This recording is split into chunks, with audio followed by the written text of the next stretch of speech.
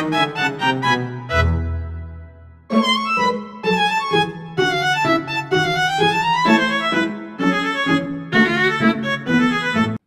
sebuah rumah sederhana, terdapat seorang ibu bernama Ibu Afita.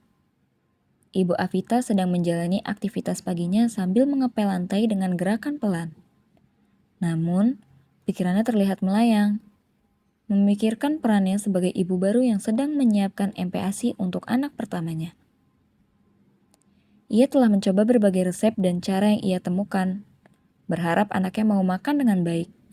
Namun, kenyataannya tidak selalu berjalan sesuai harapan.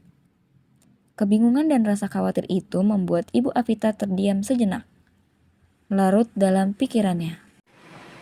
Duh, kenapa ya anak aku nggak mau makan? Padahal aku udah lihat-lihat resep di sosial media. Terus juga aku udah kreasiin. Tapi kenapa sih anak aku nggak mau makan?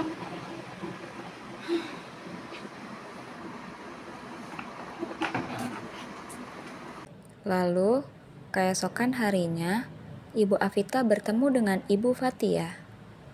Mereka berbincang-bincang, dan Ibu Afita bertanya terkait MPASI kepada Ibu Fatia.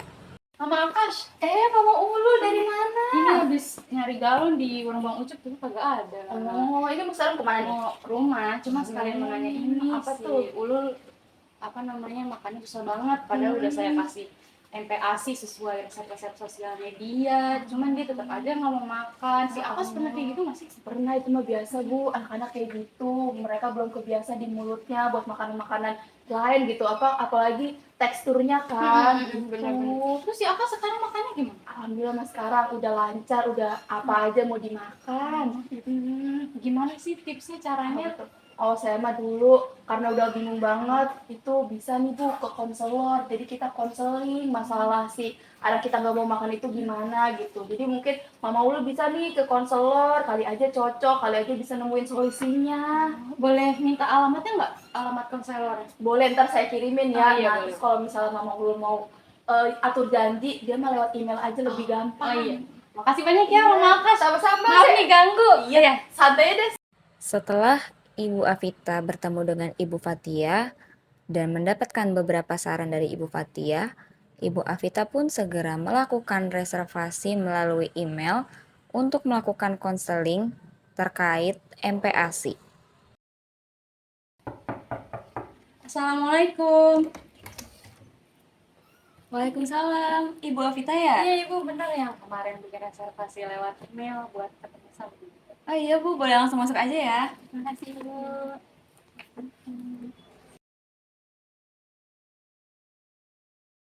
Selamat pagi Ibu, perkenalkan saya Amila Dianisa selaku konselor gizi di sini.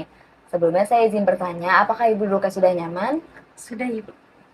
Baik, sebelum kita lanjut, saya izin mengingatkan kita di sini ngobrol santai aja ya Bu, jadi tidak ada yang disalahkan dan Ibu bisa cerita dengan tenang semuanya di sini. Baik Ibu. Baik, saya izin bertanya, apa yang membuat Ibu ingin berkonsultasi pada hari ini? Jadi gini Bu, saya punya anak, umurnya itu udah 7 bulan. Nah, biasa kan 7 bulan kan udah harus dapat MPASI ya Ibu. Cuman anak saya tuh makan MPASI-nya tuh bener-bener sedikit banget Ibu. Yang saya takutin tuh anak saya tuh gizinya jadi kurang gara-gara makan MPASI-nya sedikit. Terus dengan itu saya jadi ngerasa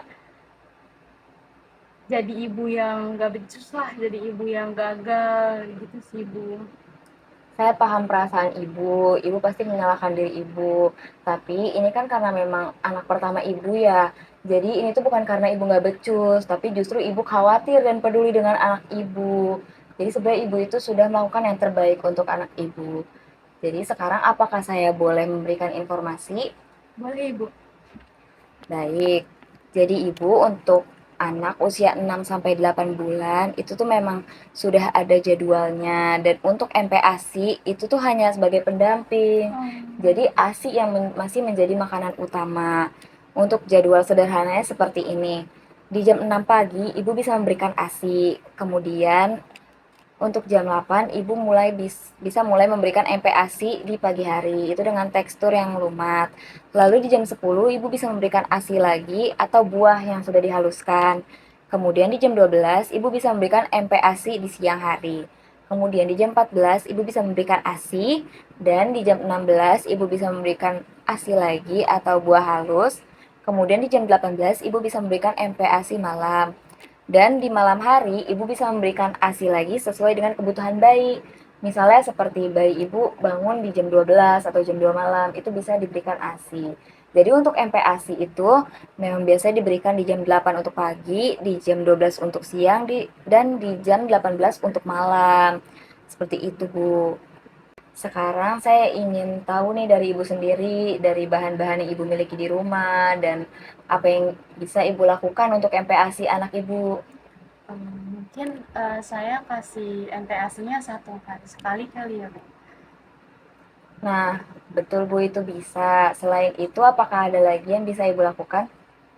Untuk MPASI mungkin akan saya lakukan pengurangan porsi, Ibu. Karena kan kalau misalkan posisinya mau budget juga ya, biar kalau misalkan porsi saya dikitin ya insya Allah anak saya makannya habis gitu. Mungkin dari situ bisa saya ubah sih, Bu. Nah, itu betul banget, itu juga bisa. Saya izin bertanya juga nih Bu, kira-kira bahan masakan apa sih yang biasa Ibu buat MPASI? Biasanya sih saya buatnya bayam, terus ada nasi juga sama ada ikan tongkol juga sih, Bu. Nah, betul banget, itu juga emang udah cukup ya Bu untuk anak Ibu. Jadi sebenarnya apa yang udah Ibu lakukan selama ini tuh juga sudah baik. Tuh. Dan saya izin simpulkan dari beberapa tadi yang Ibu jawab, sebenarnya untuk MPASI sendiri betul banget bisa dikurangi porsinya karena disesuaikan dengan anak Ibu gitu. Jadi memang bisa saja anak Ibu tuh selama ini tidak habis MPASI-nya karena itu bukan porsinya, Bu. Jadi ibu tuh bukan ibu yang gagal. Kita itu bisa mulai dari awal lagi dan mengetahui nih karakteristik anak ibu bagaimana agar bisa menjalankan MPASI dengan baik. Baik, terima kasih banyak ya Ibu atas masukannya dan sudah mau mendengarkan saya. Saya jadi ngerasa nggak sendiri lagi sekarang. Ya Ibu, saya juga terima kasih karena Ibu sudah ingin berkonsultasi pada hari ini. Dan saya izin mengundang Ibu kembali ke sini untuk minggu depan karena memang konselor MPASI ini kan memang berjalan terus ya. Jadi untuk minggu depan saya ingin tahu bagaimana update dari anak Ibu seperti apakah itu sesuai metode yang tadi sudah kita rencanakan gitu. Apakah memang porsinya dikurangi atau bahan masakannya nanti yang bisa diubah seperti itu. Baik, mungkin minggu depan saya akan datang ke sini lagi. Ya, terima kasih ya Ibu. Terima kasih banyak Ibu.